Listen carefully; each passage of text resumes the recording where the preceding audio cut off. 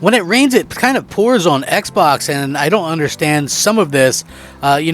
I get that some people just don't like Xbox, and they probably will never like Xbox. But what I don't understand is, why is the media picking sides? Why are developers picking sides at the end of the day? Like, these developers, aren't they a little bit more above all of this? Like, so many of them chime in and pretend to be above the console wars, but for some reason, when it comes to Xbox, developers have no problems jumping in there and saying whatever crosses their mind, because they don't have any fear of repercussions from what's happening to them in regards to Xbox for whatever reason. But why are these developers that put games on Xbox attacking Xbox and attacking Xbox developers and Xbox games?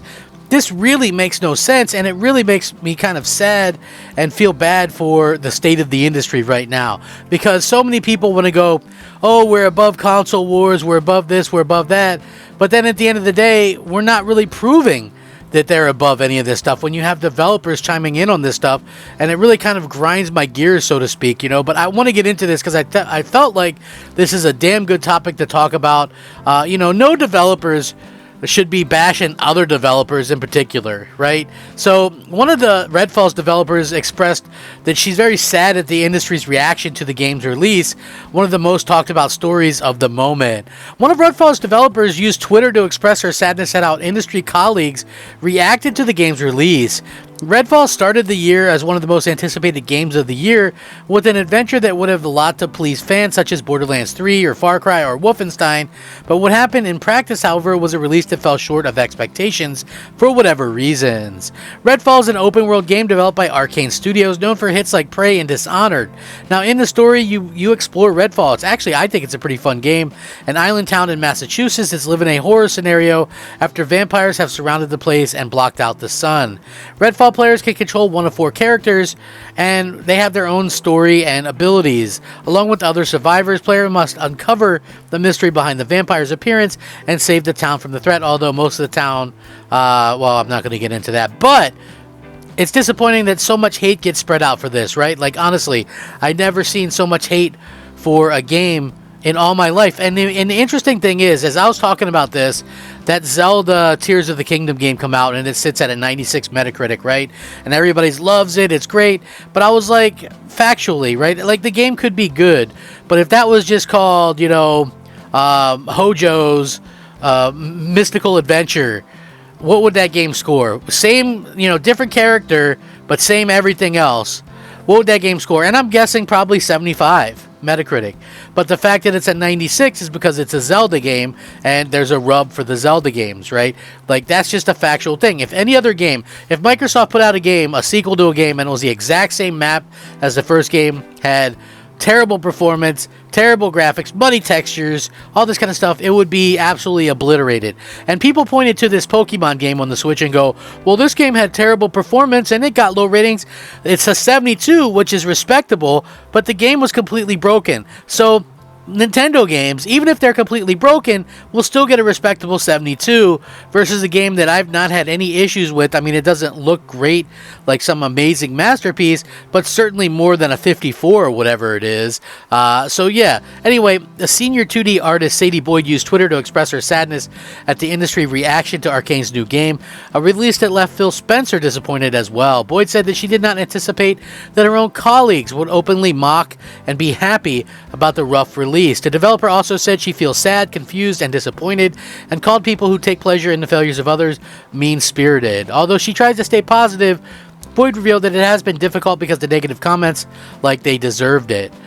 She said, I did not anticipate my own peers doing this. Delighting in the failure of others, no matter how you feel towards the company, seems mean-spirited. I feel sad, confused, and disappointed. I try to keep things positive, I really do, but I am human, I have feelings. Seeing people I looked up to saying things like they deserve this, now their resumes are tainted, what idiots, have truthfully been the only things that bother me. So, having people say, hey, they should get rid of their Xbox, and Microsoft should go third party, and all this kind of stuff. Marked by several lackluster reviews, Redfall was labeled unfinished and an unsatisfying game, as players were also very frustrated with the experience, hampered by some performance issues. There was no shortage of complaints about various aspects of the game, including the graphics quality, the empty world, and the lack of matchmaking for co-op. Even Redfall's price was subject to criticism, with players considering the price not worthy of the title's current status. The situation turned Redfall into the worst-rated games of all time, alongside other games like Forspoken and Destiny 2's Lightfall expansion. With the poor reception to Redfall's release, it becomes difficult for gamers not to imagine an uncertain future for Arcane Studios' title. The series of problems has created such a domino effect that even Redfall's player count has been affected, and currently, we'll have to see how it works out. But it has been kind of a success on the Xbox console itself, which again, I never look at like the Steam's charts or anything like that as a measure of success for Xbox, right? Like Xbox to me is always the console, and whenever I've noticed anything about PC gamers or Steam charts, it's always the same games in the top 10. Something might break into there briefly, and then it's going to fall out, and they're going to go back to Team Fortress and, whatever else they're playing, the Dotas and that kind of stuff. That's a fact. It's like, I'm not trying to be a jerk.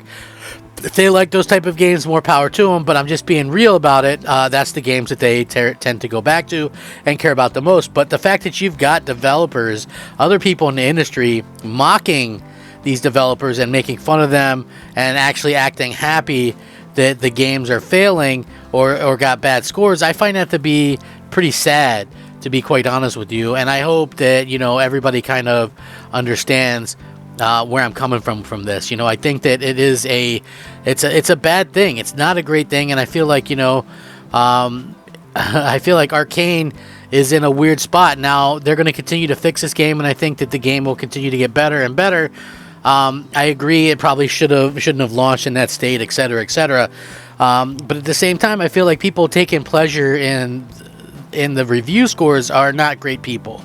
So often we get caught up in this online world that, and again, I think that it's kind of unpredictable when bad scores are going to happen, but still, these are real people. These are people that work and they work hard. It's not like they didn't work hard. Anytime anybody that puts out a game anytime soon, like now or within the last year or even within the upcoming year, I've got nothing but respect for him, right? Like, we may joke, like joke a little bit or whatever here or there, but it's like nothing but respect. Arcane themselves, if you beat the game, it talks about how they had such a difficult time developing because of the pandemic, the lockdowns. There was a flood at the studio.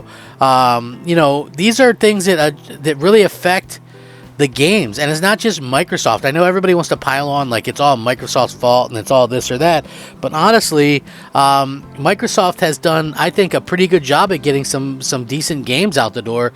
This is just unfortunate. So I would love to hear your guys' thoughts and opinions on this. Very upsetting indeed. Nobody should be talking about this and making fun and taking pleasure out of this type of thing and making fun of other people in their industry. It's sad. Let me know what you guys think. Thanks for watching. I'm Crap Gamer. This is Crap Gamer Reviews. Rack 'em up. Crap Gamer out.